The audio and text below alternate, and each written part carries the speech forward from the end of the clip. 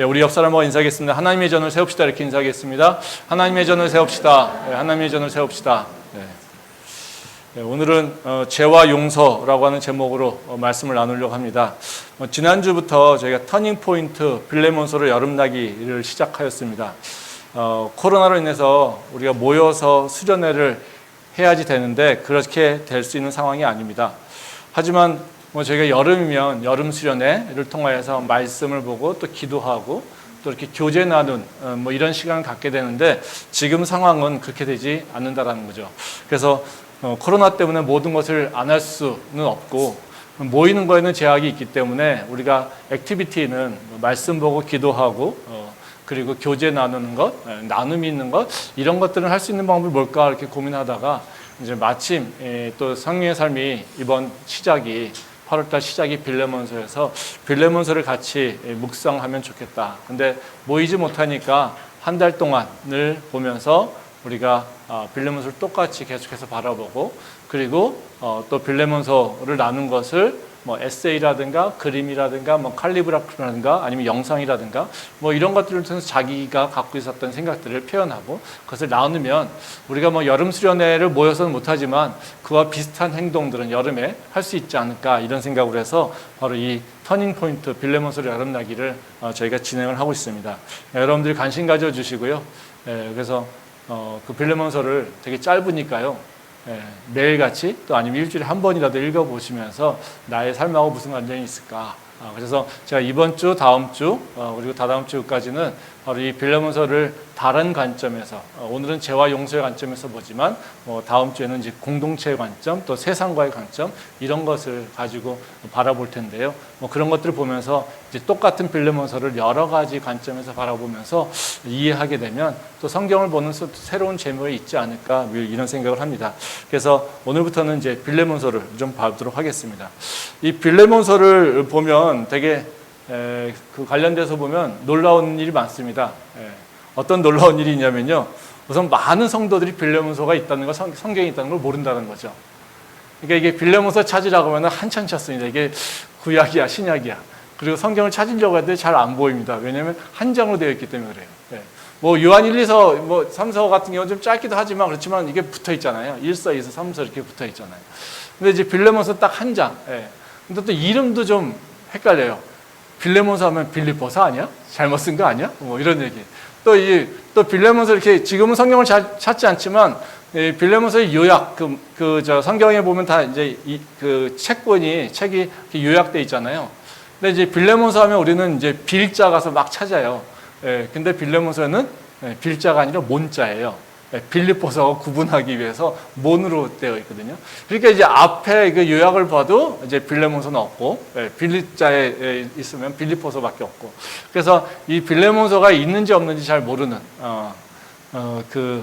교회 다니는 분들이 많이 있다라는 거죠. 그래서 이 빌레몬서를 보면 되게 놀랍다라는 겁니다. 또 놀라운 것은 뭐냐면 굉장히 짧은데 그 내용을 보더라도요 굉장히 사적인 내용이라는 거예요. 이 사적 내용이 성경에 포함되어 있다라고 하는 것 자체가 좀 놀랍다는 겁니다. 그러니까 빌레몬서는 바울과 빌레몬 그리고 오네시모 이 세 사람의 관계에서 일어나는 문제를 해결하게 쓴 편지입니다. 그래서 이 빌레몬서에는 되게 이렇게 무거운 내용이 없어요. 로마서나 갈라디아서나 에베소서나 이렇게 복음에 대해서 이제 논리적으로 설명하거나 예수 그리스도의 그 십자가 이런 것들을 얘기하지도 않고요. 그냥 되게 사적인 편지 내가 너한테 부탁한다 이런 내용밖에 없다라는 거예요. 그래서 이 빌레몬서를 보면서 짧으니까 한번 읽어봤는데 그냥 노예를 풀어달라는 얘기네.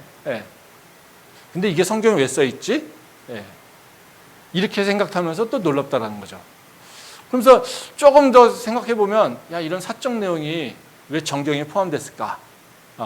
좀 생각해보면 이게 무슨 내용이길래 오네시모라는 사람 성경에서 되게 12 제자도 아니고 되게 대단한 사람도 아닌데 오네시모가 이렇게 노예에서 풀려나는 게 왜 이렇게 대단한 일이라고 이것을 정경에다 포함시켜 놨을까?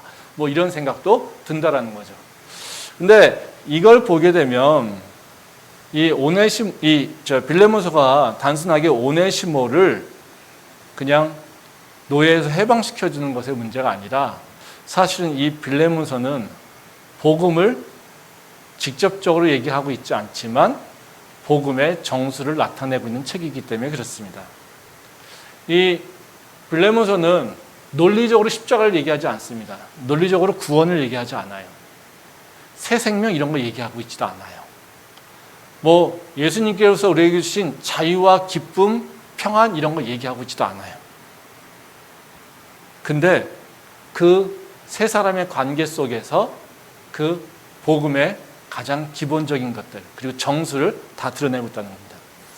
우리가 이 복음을 바라볼 때 이게 예전에는 성경 공부를 안 해가지고 이 복음 자체를 모르는 게 문제였어요. 근데 성경 공부를 조금 하면서 문제가 되는 게 뭐냐면요, 복음을 논리적으로만 이해해요.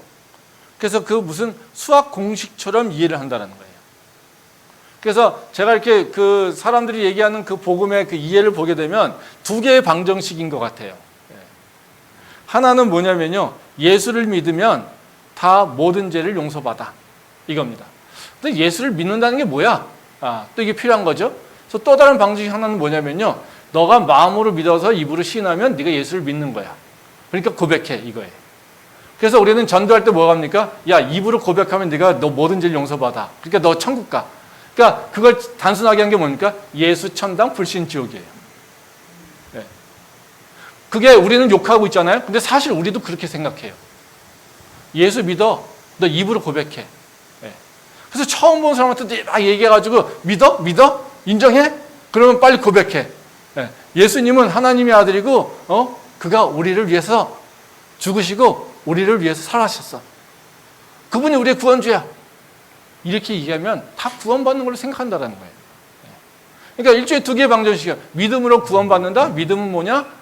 마음으로 믿어서 입으로 고백하면 되는 거야. 그래서 우리는 이 두 가지만 하면은 너는 천국 갔어. 천국 가는 거야. 넌 이제 하나님의 자녀가 됐어. 이렇게 얘기한다는 거죠. 그러니까 이게 뭐예요? 우리 삶하고는 관련이 없어졌어요.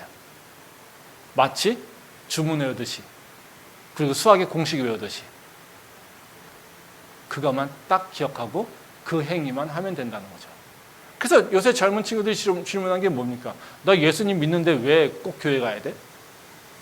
나 입으로 고백했잖아. 근데 꼭 교회 가야 돼? 나 그래도 믿어.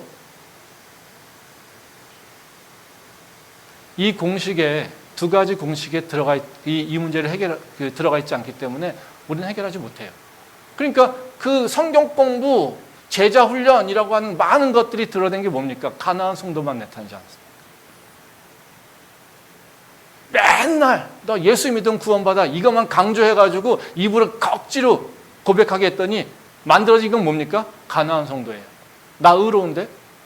나 죄인 아닌데? 나 믿는데? 나 천국 가는데? 나 그런 확신 있는데? 교회에서 맨날 너 믿음의 확신 있냐? 구원의 확신 있냐니까. 나 구원의 확신도 있어. 나 교회 안 가도 돼. 이런 게 지금 한국 교회에서 일어난 거라는 거죠. 왜요? 복음을 공식으로 외웠으니까요.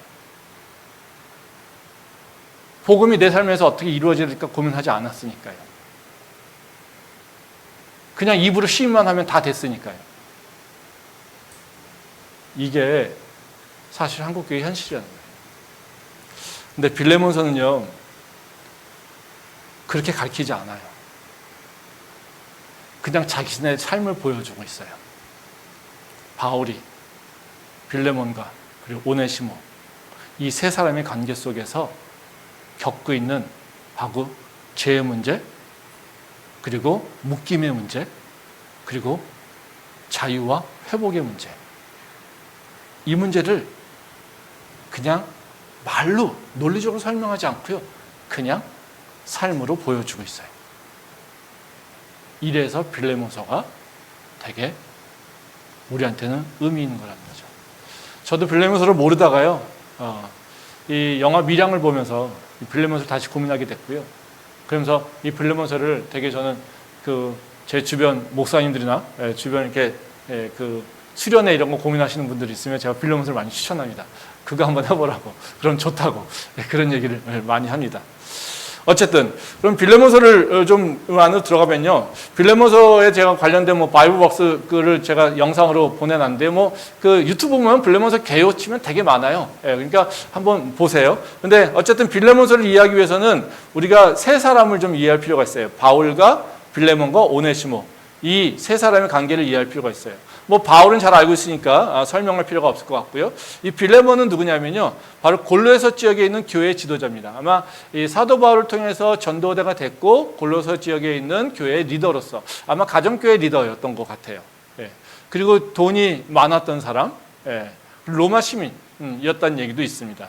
그래서 그런 사람이 이제 그 빌레몬입니다. 그러니까 교회 지도자죠. 근데 오네시모는 어떤 사람이냐면 빌레몬의 노예입니다. 근데 지금 바울과 함께 있어요. 그러니까 빌레몬의 노예라면은 빌레몬하고 같이 있어야 되는데 지금 바울하고 함께 있는 거예요. 그래서 이 빌레몬이, 그러니까 오네시모가 왜 빌레몬이 아니라 바울과 함께 있는지 이건 잘 정확하게 나와 있지는 않아요. 근데 뭐 여러 가지 추측하건데 그런 얘기를 합니다. 뭐 이렇게 두 가지 추측을 많이 하는데요. 하나는 오네시모가 이제 빌레몬에게 큰 피해를 입혀서 도망을 쳤다라는 거예요. 근데 이제 노예 신분이잖아요. 그러니까 잡혀서 감옥에 갔는데 그 감옥에서 만난 게 바울이었다는 거죠. 그래서 바울에게 복음을 듣고 이제 개종을 하게 된, 변심을 하게 된, 그 마음을 이제 바꾸게 된 것이라고 얘기하는 사람도 있고요.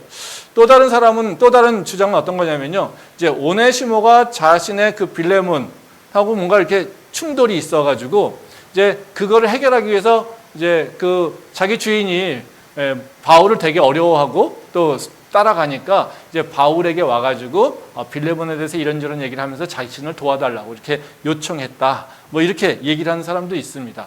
뭐 근데 이 어떤 것이 사실인지는 성경에 나와 있지는 않습니다. 그러니까 우리는 그냥 추측할 수밖에 없어요. 근데 추측한 걸 보거나 하게 되면 다 특성은 뭐냐면요, 오네시모는 빌레몬의 노예로서 그와 함께 있어야 되는데 오네시모가 빌레몬을 떠나와 있다는 거예요.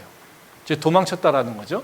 그러니까 그 이유는 뭔가 빌레몬에게 피해를 입히게 됐다는 거죠. 근데 이제 오네시모를 바울이 보고서 이제 그를 그러니까 개종시켜서 이제 동역자로 삼으려고 하는 겁니다. 이제 공동체 일원을 삼으려고 하는 것이죠. 그러다 보니까 문제가 생겼어요. 이제 오네시모를 노예 신분이 아니라 자유인의 신분을 바꿔야 돼요. 그랬더니 누구의 도움이 필요하냐면요, 빌레몬의 도움이 필요한 거예요. 그래서 이 문제를 가지고 이제 바로 그 바울이 빌레몬에게 편지를 쓰는 겁니다. 그래서 오늘 말씀에서는요, 제 그 빌레몬서를 통해서 죄와 용서의 관점에서 보려고 그래요. 즉 말하자면 빌레몬과 오네시모의 관계 속에서 일어나고 있는 죄의 문제, 그리고 그걸 용서하는 그 과정, 그러면서 회복하는 과정이 어떻게 일어나는가, 이 부분을 가지고 뭐 이 두 사람의 관계를 얘기하는 것보다 그러면 우리에게 주시는 바로 그 복음과 회복, 즉 회개와 회복의 관계가 어떻게 이루어지는가, 그것에 대해서 생각을 좀 해보도록 하겠습니다. 그래서 바울이 어떤 요소를 생각하면서 이 빌레몬과 이 오네시모의 문제를 해결해 가는지, 그 요소를 생각하면서 우리가 죄에서 그 용서받는 바로 회개와 그 용서의 그 과정이 어떻게 되는지 생각해 보도록 하겠습니다. 첫 번째로 이제 바울이 그 죄의 용서 과정에서 중요하게 여기는 요소가 있습니다. 그건 다른 것이 아니라 대가가 필요하다는 겁니다. 그러니까 죄는 반드시 대가가 있어야 되고 그 대가를 누군가는 지불해야지 된다. 이것을 바울은 기억하고 행동하고 있다는 거예요. 말씀 한번 보도록 하겠습니다. 빌레몬서 1장 18절에서 19절 말씀입니다. 그가 만일 내게 불의를 하였거나 내게 빚진 것이 있으면 그것을 내 앞으로 계산하라. 나 바울이 친필로 쓰노니 내가 갚으려니와 내가 이 외에 내 자신이 내게 빚진 것은 내가 말하지 아니하노라. 이 사도 바울이 빌레몬에게 오네시모를 용서해달라고 합니다. 그러면서 얘기하는 게 뭐냐면요, 대가가 필요하면 내가 책임지겠다, 이런 얘기를 합니다. 그래서 오네시모가 불의를 행하거나 빚진 것이 있으면 내가 그 대가를 너에게 지불하겠다. 그러니까 사도 바울이 야 그냥 용서해줘, 이렇게 얘기할 수도 있는 거잖아요. 근데 사도 바울이 지금 얘기하고 있는 건 뭐냐면요, 오네시모를 내가 너가 용서해 주길 바래. 근데 그거는 뭐냐면 오네시모가 너에게 야기했던 그 손해라든가 피해가 있으면 내가 그것을 책임질게, 내가 부담할게, 이렇게 얘기를 하고 있다는 거죠. 여기서 우리가 기억하는 건 뭐냐면요, 죄라고 하는 것, 이것은 그 죄로 끝나지 않습니다. 죄라고 하는 것은 항상 영향이 있죠. 결과가 있습니다. 이 결과는 뭐예요? 좋은 것이 아니라 항상 나쁘게 결론이 있죠. 그러니까 누구에게 피해를 주거나 누구에게 손해를 입히는 일이 일어나게 됩니다. 그러니까 죄는 단독으로 있는 것이 아니라 죄가 일어나면 반드시 손해가 발생하고요. 그 죄로 인해서 피해를 보는 사람이 있다는 거예요. 그러면 그 죄가 해결되려면 어떻게 해요? 반드시 이 죄의 결과인 그 피해가 반드시 복원돼야 되는 요소가 있다는 것입니다. 그래서 죄는 그냥 혼자 있는 것이 아니라 바로 그 피해가를 일으킨다는 것을 우리가 알 필요가 있어요. 말씀 한번 보도록 하겠습니다. 창세기 2장 15절부터 17절 말씀입니다.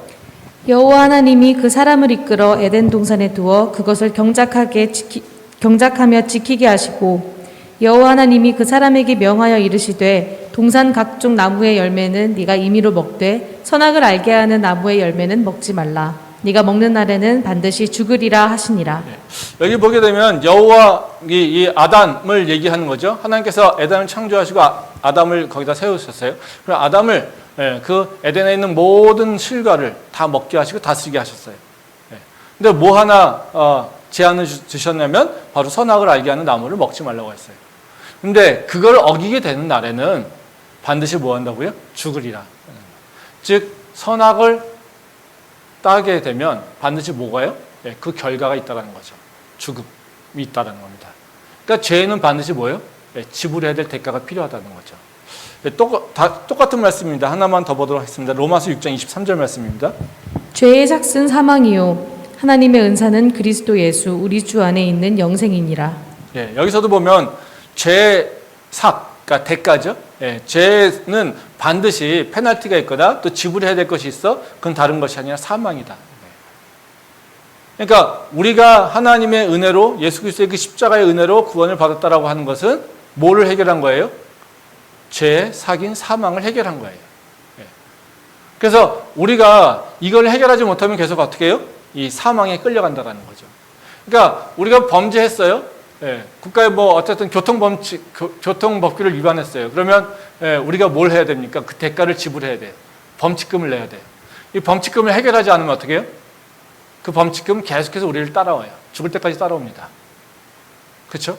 그러니까 죄라고 하는 것은요, 반드시 우리가 그것에 대한 결과를 책임져야 될 부분이 있고요. 그 결과를 책임지지 못하면 그 죄는 끝나지 않은 거예요. 이게 성경에서 얘기하는 말씀이에요. 그러니까 죄는 반드시 죄의 문제를 해결하려면 반드시 뭐를? 그 죄의 대가를 지불해야 될 필요가 있다.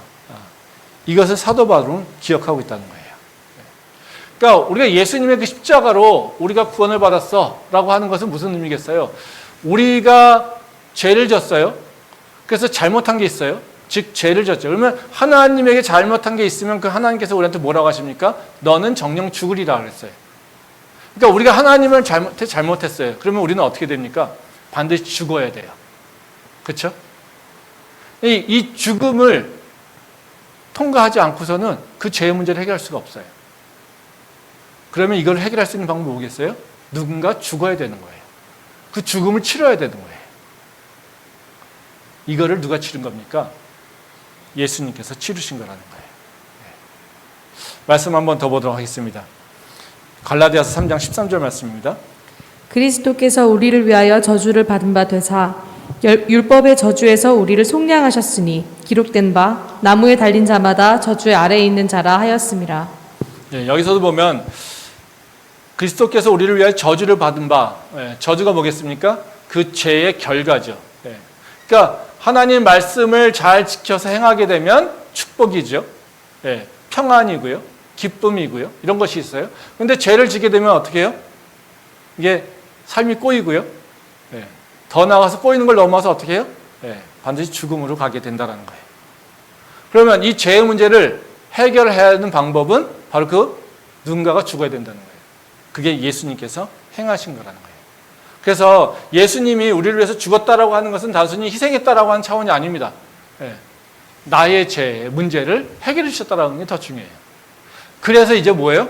우리가 예수님과 함께 있을 때 그 죄로부터 자유함을 얻게 되는 거고, 그리고 이제는 예수님 부활하신 것처럼 그 생명을 다시 얻게 된다는 거예요.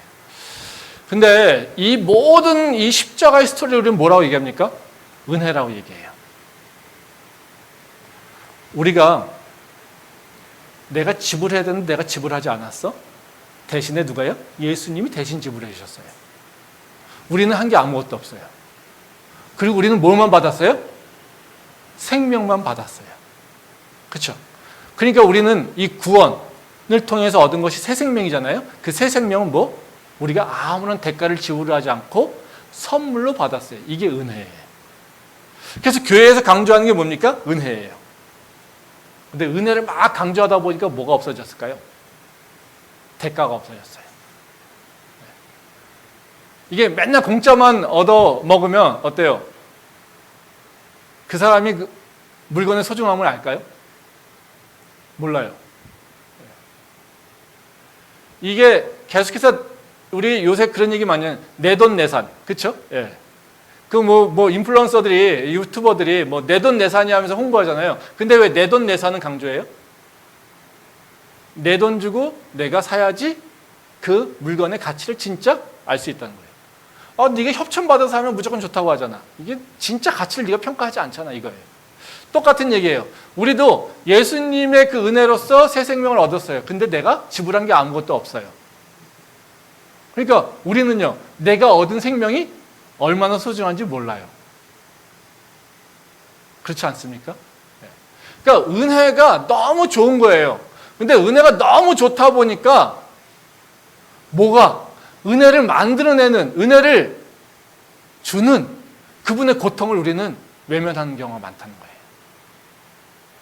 선물 하나 받으면 어때요? 우리는 그냥 그걸 너무나 우습게 생각하는 경우 있잖아요. 근데요, 우리 선물 받으면 그 선물 주신 분이 되게 소중하게 한 걸 주신 거잖아요. 그렇지 않아요? 네. 저 같은 경우도 우리 학생들이 이제 커피를 이제 뭐 요새는 아니면 예전에 커피를 이제 갖다가 이제 주기도 합니다. 그러면 제가 그 커피를 어쩔 때는 뭐 인기가 많아서가 아니라 어쩔 때는 겹치다 보면 여러 개를 받을 때가 있어요. 그러면 제가 구집시고 그걸 다 갖고 옵니다. 연구실에. 그게 왜 그러냐면요. 그걸 제가 누가 선물 줬다고 해서 야 내가 많아 그러니까 너 나눠줘 이렇게 줘버리면 그 준 사람은 어때요? 제가 오기 전에 책상에 올려져 있는 커피인데 그거를 내가 나 많네? 그러니까 그 앞에 있는 애한테 아무한테 내가 이거 네가 먹어 그러면 그거를 주는 나는 어떻게 해요? 폼나죠. 근데 생각해 보세요. 제가 생각해 보니까 이거 커피를 갖다 준 그 학생이 보면 어떨까? 어때요? 기분 좋을까요? 안 좋죠. 네. 전 그래서 구집시고 그걸 다 가져갑니다. 요새는 뭐 김영란법 때문에 이런 고민할 필요는 없지만요. 예전에 그랬어요. 왜냐하면 이걸 누구한테 쓰는가가 중요한 것이 아니라요. 예? 이 준 사람의 마음을 생각한다라는 거죠. 준 사람의 마음을. 근데 이것이 그냥 공짜야 라고 하는 것. 그래서 이게 그냥 나한테 들어왔어 라고 하는 관점만 생각해 보면 어때요? 우리는 그것이 얼마나 소중한지를 잃어버려요. 그걸 잃어버리고 그것의 가치를 느끼지 못한다는 거예요. 예수님께서 우리에게 주신 그 생명, 이것이 정말 우리한테는 귀한 건데 우리는 교회에서 맨날 은혜 소리만 들었어요. 저도 은혜를 굉장히 중요하게 여깁니다. 근데 그 은혜의 가치를 몰라요. 그 은혜를 우리한테 나눠주기에 얼마나 많은 그 고통, 큰 고통을, 그 죽음의 고통을 겪었다라고 하는 그 사실을 우리가 기억하지 못한다는 거예요. 그래서 우리가 예수님의 그 복음을 진짜 내 마음속에 품고 살겠다라고 하면 뭐부터 기억해야 되냐면요. 공짜가 아닙니다. 기억해야 될 건요. 예수님 십자가의 그 고통을 먼저 기억해야 돼요. 그 죄의 대가가 있었다는 것, 그리고 예수님이 나무 위에서 저주를 받으면서 그 대가를 다 치렀다는 것을 기억해야 돼요. 그래서 우리에게 주신 복음은요, 그 생명은요, 공짜 아닙니다. 절대 공짜 아닙니다. 누가요? 내가 지불 안 했을 뿐이지 예수님이 지불했다는 것을 기억해야 돼요. 그래서 우리가 받은 생명이 얼마나 소중한지 다시 한번 기억할 수 있기를 소망합니다. 그러면 문제는요, 우리가 이거를 예수님이 우리를 위해서 우리의 죄를 위해서 대가를 지불했어요. 그러면 우리가 살면서 복음을 실천해야 돼요. 그러면 어떻게 돼요? 우리가 죄 지면 뭐 해야 됩니까? 그 대가를 지불해야 돼요. 내가 잘못한 게 있어요? 그럼 뭐요? 그 대가를 지불하려고 하는 마음이 있어야 돼요. 그게 복음에 합당한, 복음과 부합하는 삶을 살아가는 거예요. 근데 우리는 계속해서 공짜만 원하니까 이거 어떻게 피할 수 있는 방법만 찾는 거죠. 피할 게 있으면 피하는 것도 나쁘지도 않죠. 예. 근데 결국에는 우리는 그 대가를 지불해야 될 필요가 있다는 거죠. 근데 이제 지불해야 될 때 이제 문제가 생겨요. 이걸 내가 누구한테 지불해야 되지? 이런 고민이 생긴다라는 거죠. 이제 어떤 것들은 이제 직접 내가 잘못한 게 있으면 이제 가서 해결하는 경우도 있겠지만, 어떤 경우는 이게 지불하는 거, 이거 누구한테 이걸 지불해야 될까? 라고 하는 고민이 생겨요. 네. 이 사도 바울도 그런 것을 고려한 것 같아요. 그래서 사도 바울은요, 그 대가를 누구한테 지불해야 될지를 분명하게 명시를 합니다. 뭐냐면요, 바로 그것에 대한, 그 문제에 대한 권한을 누가 갖고 있느냐, 용서할 수 있는 권한을 누가 갖고 있느냐를 판단해서 결정한다는 거예요. 말씀 한번 보도록 하겠습니다. 빌레몬서 1장 8절입니다. 이러므로 내가 그리스도 안에서 아주 담대하게 내게 마땅한 일로 명할 수도 있으나 14절로 넘어가도록 하겠습니다.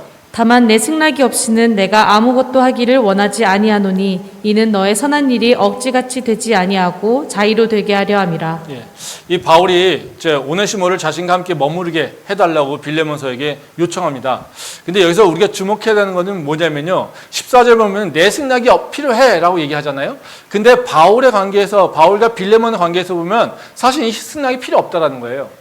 이 8절 말씀에 보면 뭐라고 합니까? 내가 그리스도 안에서 아주 담대하게 내가 마땅한 일로 명할 수도 있어 라는 거예요. 즉 바울은 지금 뭐 하는 거예요? 빌레몬과의 관계에서 내가 너한테 오네시모를 자유인으로 풀어줘 말할 수 있는 위치라는 거예요. 그러니까 그 정도 명령을 할 수 있다라는 거예요.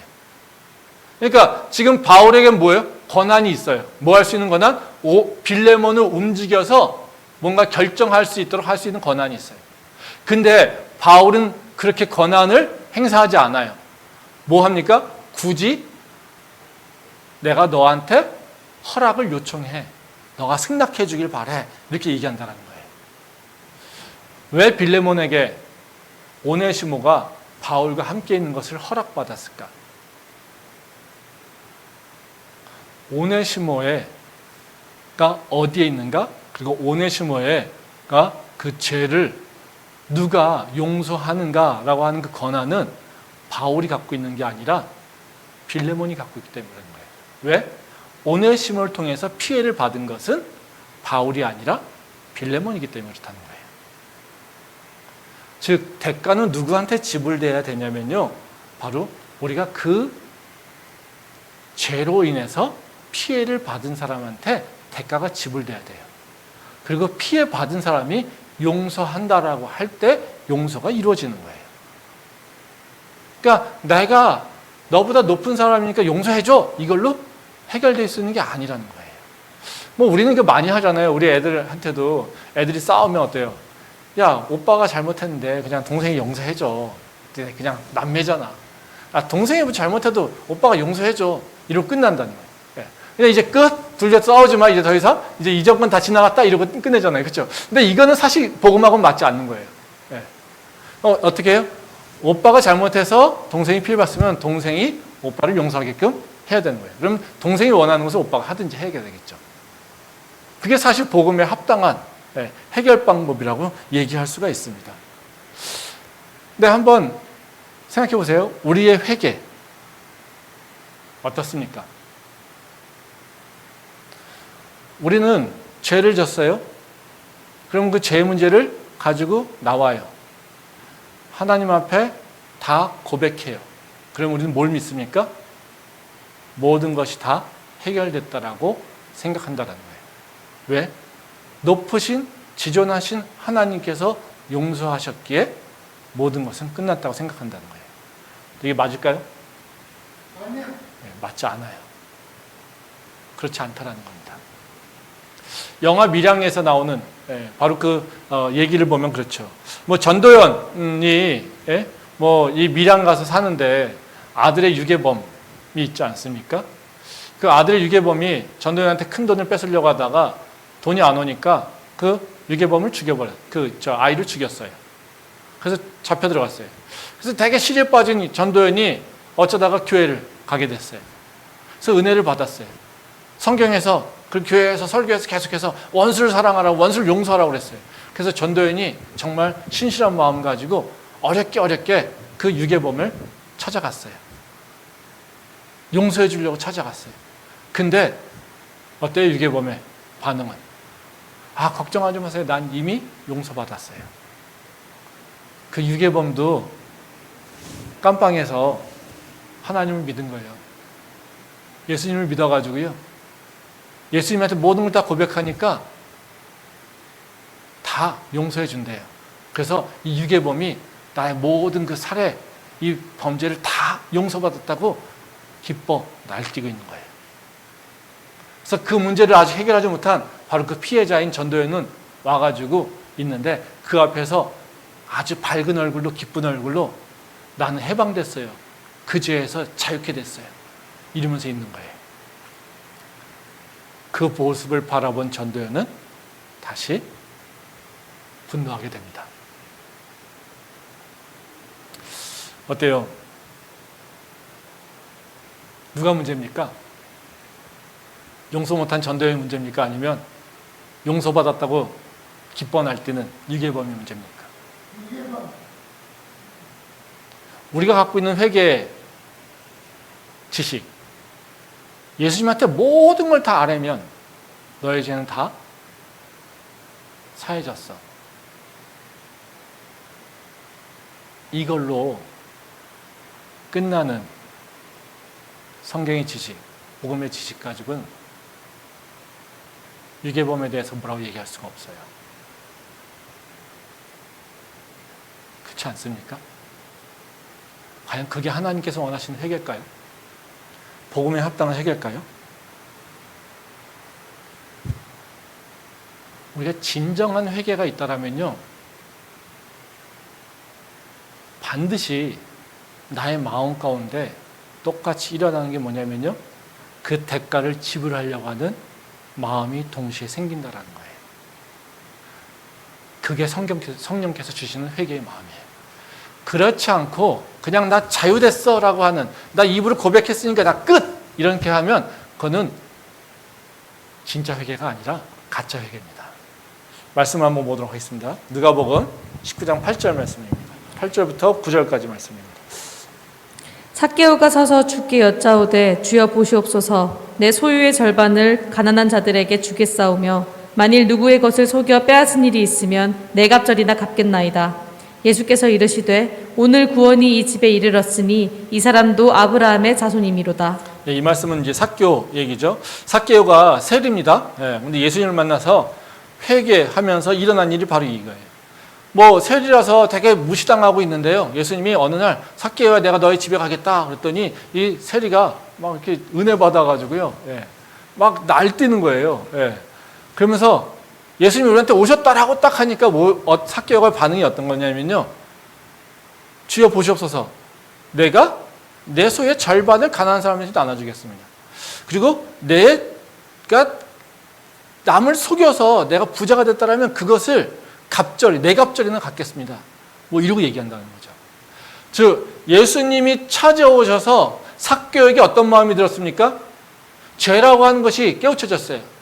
내가 잘못 살았는데, 사람들이 나를 왜 비난하는지 알고 있는데, 이 세리라면 그 당시에 보면 어때요? 세금을 더 많이 걷기 위해서 모든 사람들을 다 탄압하고 핍박하는 거예요. 그리고 막 세금을 속여가지고 많이 걷고, 그 부분의 일부분만 로마에다 내고 자기가 다 가져가고, 세리들은 다 부자지만 다 인정을 못 받았어요. 근데 바로 그 삭개오가 그 일을 하면서 그전에는 몰랐다가 예수님이 찾아오니까 어때요? 내가 잘못 살았구나를 알게 된 거예요. 그래서 예수님 앞에 회개하는 거예요. 그 삭개의 회개는 어떻게 해요? 내가 잘못 살았는데 이렇게 얘기하지 않아요. 아, 내가 세리 노릇을 하면서요, 내가 잘못했어요, 다른 사람을 핍박했어요, 이렇게 얘기하지 않아요. 어떻게 합니까? 바로 내가 대가를 지불할게요. 내 소유를 반을 나눠서 내가 가난한 사람한테 나눠줄게요. 내가 누구에게 직접적으로 뭔가 피해를 줬다면 내 갑절을 해서 내가 배상을 할게요. 이거예요. 우리처럼, 불쌍하지만요, 우리처럼 입으로 막 얘기하고, 하나님 됐죠? 내가 고백했어요. 주님 앞에 나와서 고백하면 모든 것이 다 사해진다고 그랬죠? 나 이제 끝이에요. 이러고 그 자리에서 떠나오지 않는다는 거예요. 오히려 어떻게 해요? 그 문제를 내가 어떻게, 그 대가를 어떻게 지불할까에 대해서 고민한다는 거예요. 이게 진짜 회개라는 거예요. 그래서 진짜 회개는요, 그냥 입으로 고백하는 것이 아니라 그 대가를 지불하려고 하는 마음, 그리고 그 대가를 지불하려고 내가 뭔가 고민하고 하는 마음이 같이 들어온다는 거예요. 우리의 회개는요, 내가 인위적으로 하는 회개도 있지만요, 성령께서 진짜 나에게 오셔서 나의 마음을 아프게 하면서 그 죄의 무게를 느끼게 하면서 하는 회개가 있습니다. 다시 말하면 종교적 회개가 있고요, 예수 그리스도의 그 영이신 성령께서 감동시켜서 주시는 회개가 있어요. 이거 구분해야 돼요. 우리가 종교적인 관점에서 우리가 회개한다면 그거는 뭐냐면요, 그냥 무슨 짓을 하고 있냐면 내 이마에 부적 붙이는 것과 똑같아요. 나 돈 주고 부적 샀어. 그러니까 이제는 나 그 액땜 다 했어. 이걸로 끝나는 거예요. 근데 성령께서 우리에게 오셔서 주는 회개라고 하는 건 어떤 회개냐면요, 내 마음을 아프게 하는 거예요. 내가 어찌할 바를 모르게 하는 거예요. 내가 그 대가를 지불해야 되는데 내가 그 대가를 지불할 수 있는 방법이 없어. 이것 때문에 마음 아파하는 거예요. 이게 진짜 회개예요. 우리가 왜 예수님을 믿는다고 하지만 우리가 그 예수님의 그 은혜에 감사하지 않는지 아십니까? 그 예수님이 나의 문제를 해결해 줬다는 생각이 없기 때문에 그래요. 생각해 보세요. 그 죄가 내 마음속 깊은 곳에 들어와 있어서요, 그 죄 때문에 내가 힘들어요. 내가 고통스러워요. 이 죄를 해결해야지 내가 편안해질 것 같은데 그 죄를 해결할 수 있는 방법이 없어요. 근데 예수님께서 그 문제를 해결해 주셨다라고 말씀하세요. 우리는 그 얘기를 들었을 때 예수가 나의 구원주가 되는 거예요. 근데 우리는 고백하면 돼, 이걸로 끝나기 때문에 예수님은 어떤 존재냐면요, 우리의 구원주가 아니라요, 우리의 회개를 듣고서 우리의 문제를 해결해주는 해결사예요. 청소업자의 청소업자, 일종의 심부름꾼이에요. 이게 돼버리니까 문제가 된다는 거죠. 진정한 회개라고 하는 것은요, 반드시 뭘? 대가에 대한 고민이 있다는 거죠. 근데 이 대가를 얘기하면 참 어때요? 우리 마음이 무겁죠? 네. 교회에서 이 죄 대가에 대한 얘기를 하는 게, 하지 못하는 이유가 사실 이게 행복한 얘기가 아니기 때문에 그래요.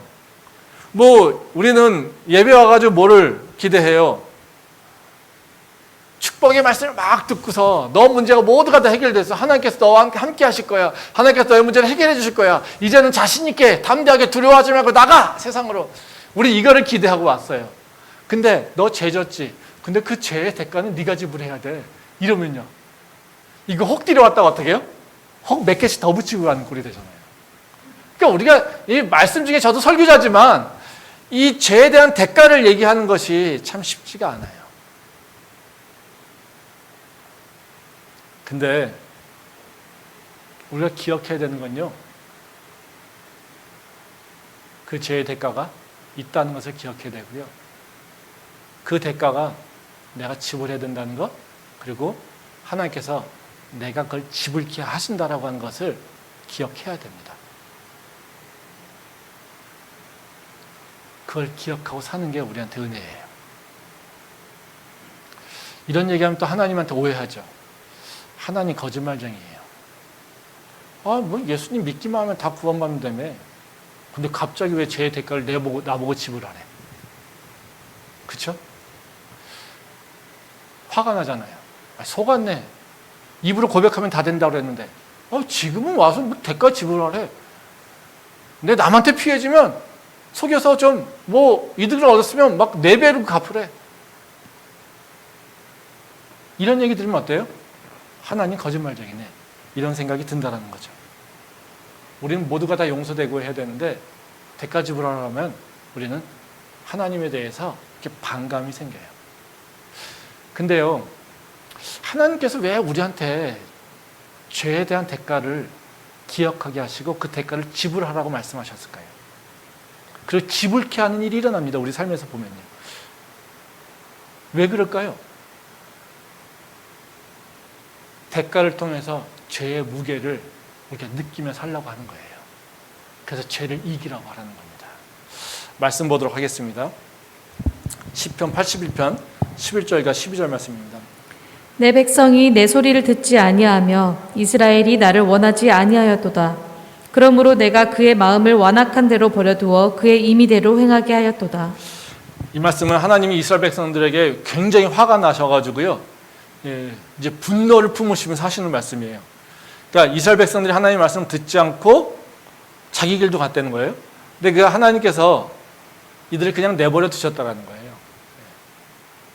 이게 하나님의 극도의 분노입니다. 죄를 짓는 자에게 하나님께서 행하실 수 있는 것은 2가지 길이에요. 하나는요, 얘한테 야, 너 죄 졌어? 그 죄가 얼마나 무서운지 알아? 계속해서 뭔가 가르치시고 그것의 무게를 느끼게 하는 거예요. 또 다른 하나는 뭐냐면요, 너 죄 졌어? 아이 그래, 네가 아무리 얘기해도 말 안 듣지? 네 마음대로 살아. 이 2길이에요. 어떤 게 더 무서운 길일까요? 그냥 놔두는 거? 아니면 그 죄의 무게를 느끼게 하는 거? 어떤 걸까요? 놔두는 게 훨씬 무서운 거예요. 한번 생각해 보세요.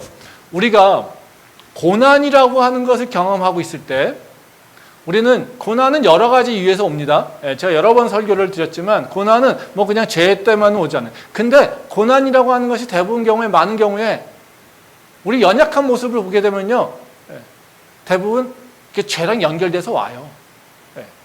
과거의 나의 죄. 그래서 고난을 겪으면 항상 뭐 하게 됩니까? 내 죄를 다시 인식하게 해요.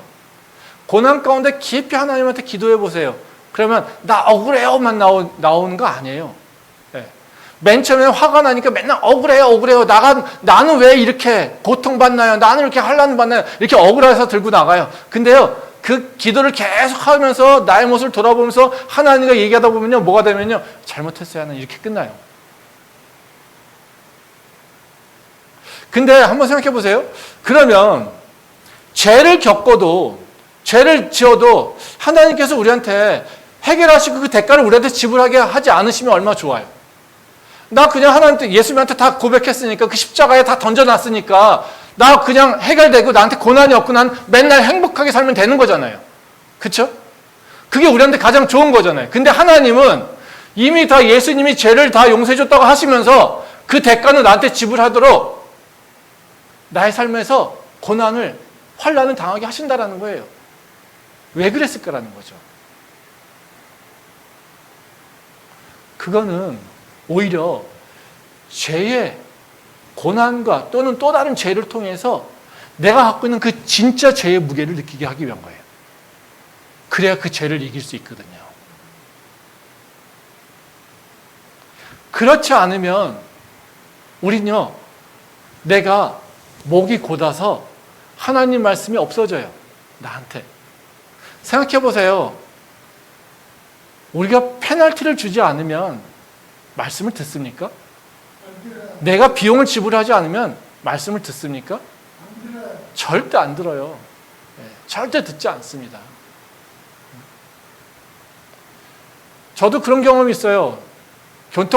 교통법규 위반해가지고요, 경찰관한테 잡혔어요. 얘기 잘해서 용서해 줬어요, 경찰관이. 그러면 제가 이번엔 정말 잘 됐네. 그리고 다음부터는 이 법칙 꼭 지켜야지. 이 룰 지켜야지. 지킬까요? 안 지켜요.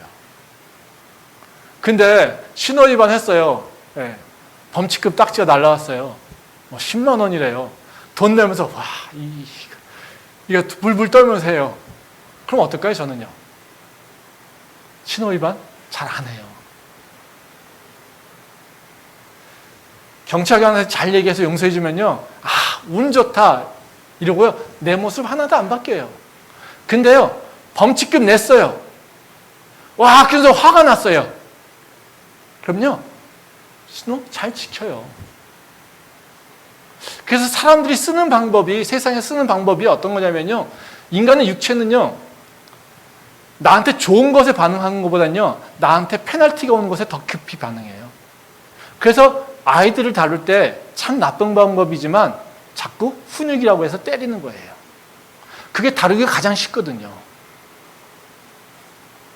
좋은 말로 해서 자꾸 인센티브를 줘가지고 빵을 주고 떡을 주고 한다고 해서 애들이 말 듣는 줄 아세요? 잘 안 들어요. 왜? 좋은 걸 잘 모르기 때문에 그래요. 근데 페널티는요? 말 잘 들어요. 우리도 똑같은 얘기예요. 하나님께서 우리한테 다 용서해 주셔서 사랑한다고 그래요. 근데 우리가 그것을 오히려 악용하는 경우가 너무 많다는 거예요. 그래서 그 죄의 무게를 내가 느끼지 못한다는 거예요. 그리고 계속해서 진다는 거예요. 이러다 보면요. 나한테는 하나님이 없어져요. 그래서 그 하나님과 관계가 멀어진다는 거예요. 그러니까 생각해 보세요. 죄를 졌을 때 그냥 나도 네 마음대로 해 라고 하는 것보단 어떻게 해요? 야, 네가 잘못했어. 네가 그렇게 살면 안 되지. 나를 한번 쳐주시고 그 죄의 대가를, 죄의 무게를 느끼게 하는 게 사실은 하나님의 또 다른 사랑의 표현이라는 겁니다. 근데 우리는 그렇지 않다라는 거죠. 근데 그러면 너무 짐이 무겁잖아요. 내가 내 죄를 다 감당해야 되네. 야, 이거 어떻게 살아? 그렇죠? 하나님께서는 우리에게요. 감당 못할 시험은, 감당 못할 짐은 우리한테 주지 않으시죠. 예수님께서 우리한테 오셔서 해결한 건 사망이에요. 왜 사망을 해결하셨을까요? 우리가 사망은 감당할 수 없기 때문에 그래요. 인간은요, 고통은 감내할 수 있어요? 죽음은 감당할 수 없어요. 우리에게 시험을 주시고, 우리에게 환난을 주시고, 우리에게 고난을 주실 때 하나님은요, 약속하십니다. 네가 감당할 수 있는 것만 줘. 우리의 고난은요, 우리가 죄로 인해서 고난받는다 하더라도요, 우리 절대 그것 때문에 무너지지 않습니다. 왜요? 우리가 감당할 수 있게끔 또 하나님의 선하심이 있기 때문에 그렇습니다. 그게 하나님의 은혜예요. 그래서 죄라고 하는 것, 우리는 쉽게 바라봐서는 안 됩니다. 은혜에 빠져서 그 죄의 무게를 놓쳐버리고 살아서는 안 돼요. 오히려 그 죄의 무게를 알고 있기에 오히려 더 깊은 은혜로 들어가야 되는 것이 바른 신앙입니다. 바로 빌레몬서에서 바울이 그 오네시모를 자유케 하면서 우리에게 말씀해 주는 건 다른 것이 아니라 그 죄의 그 깊은 무게, 그것에서 벗어나서 오히려 은혜 안으로 들어가기를 소망하는 마음으로 우리한테 이 편지를 쓰고 있습니다. 그 지혜가, 그 지식이 우리 안에 있기를 소망합니다. 기도하겠습니다.